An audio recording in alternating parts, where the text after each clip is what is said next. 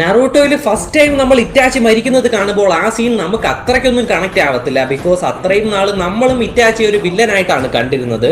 But Itachi മരിച്ച ശേഷം ഒബീറ്റോ സാസ്കയോട് ഇറ്റാച്ചിയുടെ real story പറയും. അത്രയും നേരം ആ ഡെത്ത് കണ്ട് കരയാത്തവരാണെങ്കിൽ പോലും ആ ബാക്ക് സ്റ്റോറി കാണുമ്പോൾ ഒരു തുള്ളി കണ്ണുനീരെങ്കിലും നമ്മുടെ കണ്ണിൽ നിന്ന് വരും. ഇറ്റാച്ചി അവന്റെ ലൈഫ് ഫുള്ള് എപ്പോഴും അവന്റെ ജനങ്ങൾ നന്നായിരിക്കണം, എല്ലാവരും സമാധാനത്തോടെയും സന്തോഷത്തോടെയും ജീവിക്കണം എന്നതിന് വേണ്ടി മറ്റുള്ളവർക്ക് വേണ്ടി പോരാടി സ്വന്തം ജനങ്ങളുടെ കണ്ണിൽ തന്നെ ഒരു വില്ലനായി കാണിച്ച് സ്വയം ഒരു നല്ലവനായി ജീവിച്ച് മരിക്കും. ഇറ്റാച്ചി മരിക്കുന്ന ലാസ്റ്റ് സെക്കൻഡിൽ പോലും പുള്ളിയുടെ അമറ്ററാസു പുള്ളി സാസ്കേക്ക് കൊടുക്കും. എങ്ങനെയും എന്റെ ജീവൻ പോകാൻ തന്നെയാ പോകുന്നത്, അത് എന്റെ അനിയന്റെ കൈകൊണ്ട് തന്നെ സംഭവിച്ച അവന് മങ്കയ്ക്കു ചെറുങ്കാനെങ്കിലും കിട്ടുമല്ലോ എന്ന് പറഞ്ഞ് ഇറ്റാച്ചി അവന്റെ അനിയന്റെ കൈകൊണ്ട് മരണപ്പെടും. മരണം പോലും അവൻ മറ്റുള്ളവർക്ക് വേണ്ടി കൊടുത്തിട്ട് പോകും. ആൻഡ് നിഞ്ച വാർ ടൈമിൽ റീഅനിമേറ്റ് ആയി വന്ന സമയത്ത് അവൻ വിചാരിച്ചിരുന്നെങ്കിൽ അവന്റെ വിധി തന്നെ അവൻ ഇഷ്ടത്തിന് മാറ്റാമായിരുന്നു. ബട്ട് അപ്പോഴും ഈ ഷിനോബി വേൾഡിനെ രക്ഷിച്ച ശേഷം അവസാനമായിട്ട് അവന്റെ അനിയനെ ഒരു നോക്ക് കണ്ട ശേഷം ഇറ്റാച്ചി തന്നെ ഡിസപ്പിയർ ആയി പോകും. നറൂട്ടോ ഫാൻസിന് എല്ലാവർക്കും അവരവരുടേതായ ഡിഫറെന്റ് ഫേവറേറ്റ് ക്യാരക്ടേഴ്സ് ഉറപ്പായിട്ടും ഉണ്ടായിരിക്കും. ബട്ട് എല്ലാ ഫാൻസും കോമൺ ആയി ഇഷ്ടപ്പെടുന്ന, കോമൺ ആയി റെസ്പെക്ട് ചെയ്യുന്ന ഒരേ ഒരു ക്യാരക്ടറേ ഉള്ളൂ,